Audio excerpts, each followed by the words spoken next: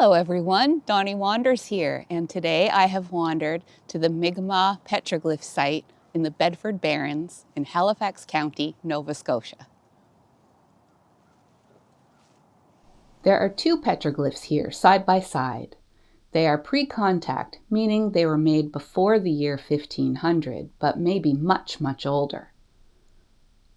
According to the Parks Canada website, quote, extensive input from Mi'kmaq knowledge holders indicated that the petroglyphs were symbolically important.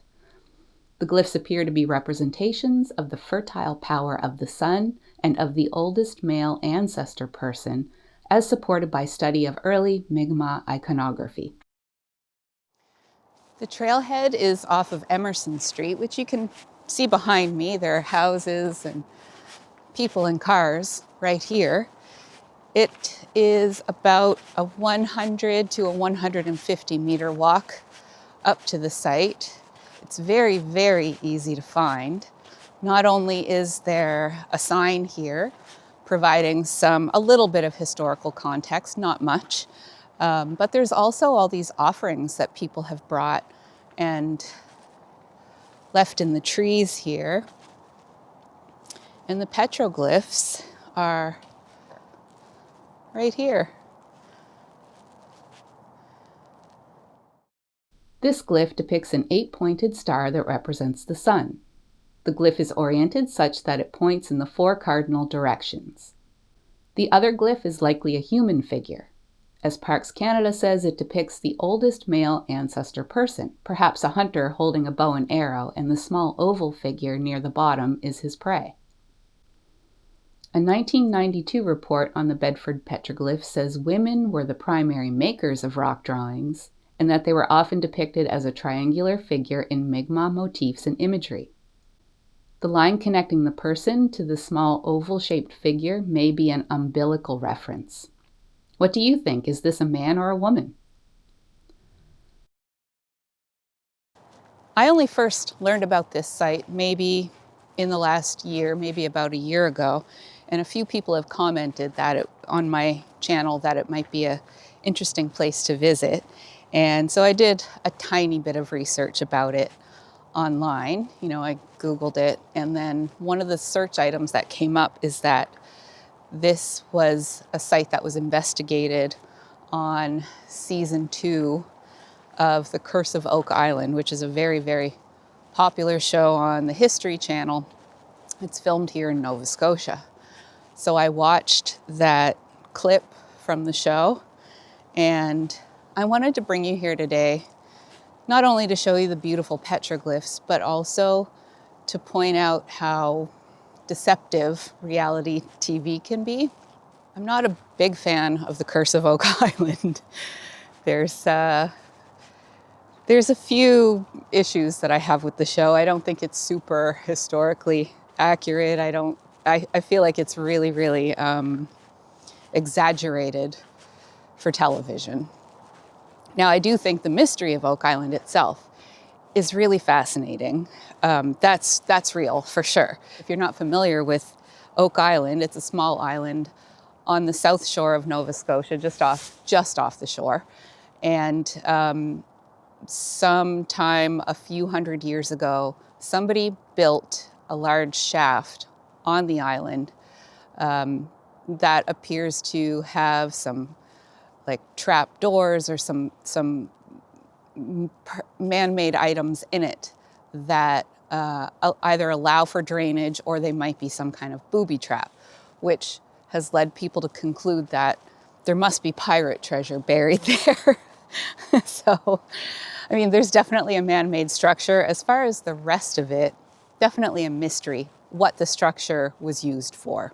The issue that I have with the Oak Island TV show is that they're always like over-exaggerating everything and making these bizarre connections that are not based in any kind of reality. So on the day that they came here to this site, they made it seem like they were deep in the woods and that they had just discovered these amazing petroglyphs.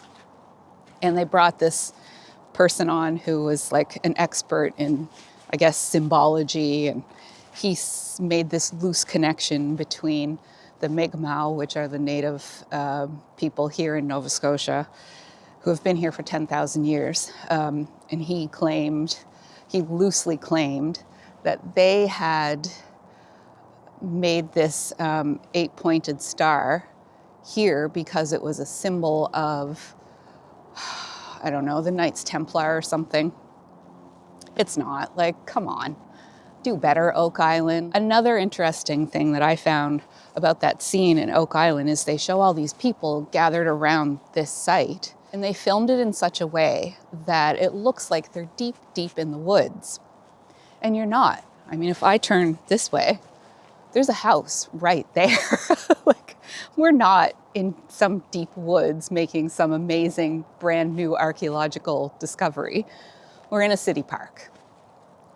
But the way that it's portrayed on the TV show was very deceptive, in my opinion.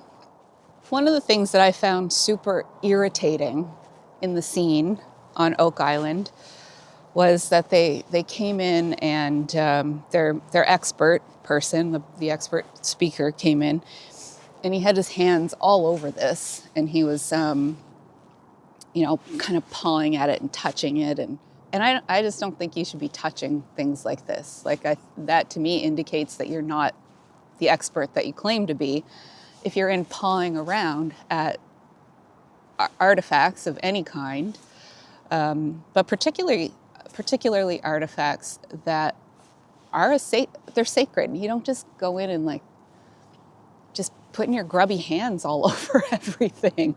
It felt really rude to me. Maybe I'm overreacting, but that's just my opinion on that.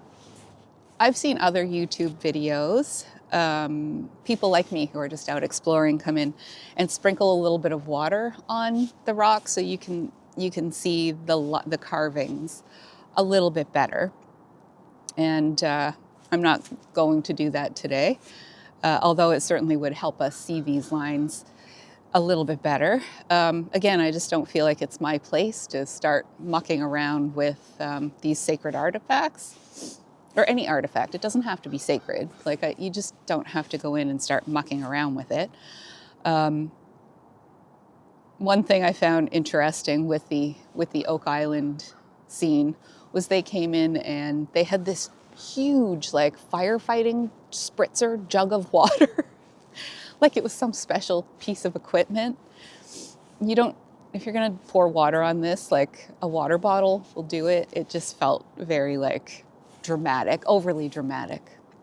What the folks from Oak Island did not cover on that scene, they talked about the 8-pointed star here. What they didn't mention is this figure that's right next to it.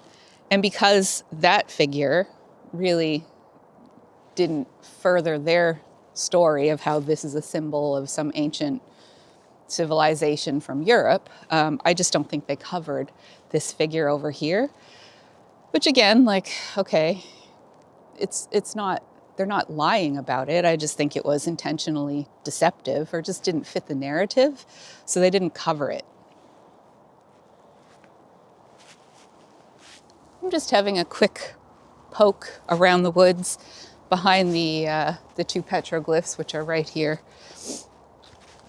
I just kind of want to look at the barrens themselves and try and imagine how many more petroglyphs might be in here.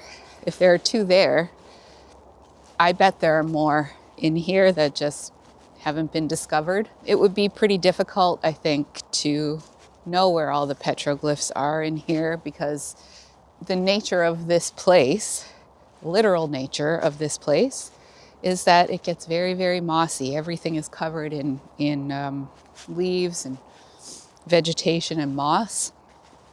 But there's absolutely no shortage of a canvas for an artist to draw more petroglyphs. But check out this area right here. This all seems like an awesome place where you could place your art if you were an artist, if you're a petroglyph artist 500 to 10,000 years ago. There's none here. There appears to be none here. But there could be some all throughout this forest that we just don't know because covered in moss. I'm going to wrap up my visit now at these very cool petroglyphs, this really, really old artwork, and think about who the artist was and what it was about this place that made them choose it to leave their artwork here. So let me know what you think in the comments. Did you enjoy the petroglyphs? Are you a fan of Oak Island? Did I change your opinion or ruin the show for you at all because of this video? If I did, sorry. Just keep in mind that reality TV is not always, their focus isn't always reality. Anyway, I am going to wrap it up here. So thank you for watching, and Dawny Wanders, we'll see you in the next one. The scene that I'm talking about in this video from The Curse of Oak Island, it's only about 2 minutes long, and it is available on YouTube. I had thought about using clips from the clip in this video, but I was a little bit worried about copyright infringement, so I didn't do that. However, I did put a link to that scene in the description below. It's only about 2 minutes long if you'd like to go watch it. And if you do, I would love to know, what do you think?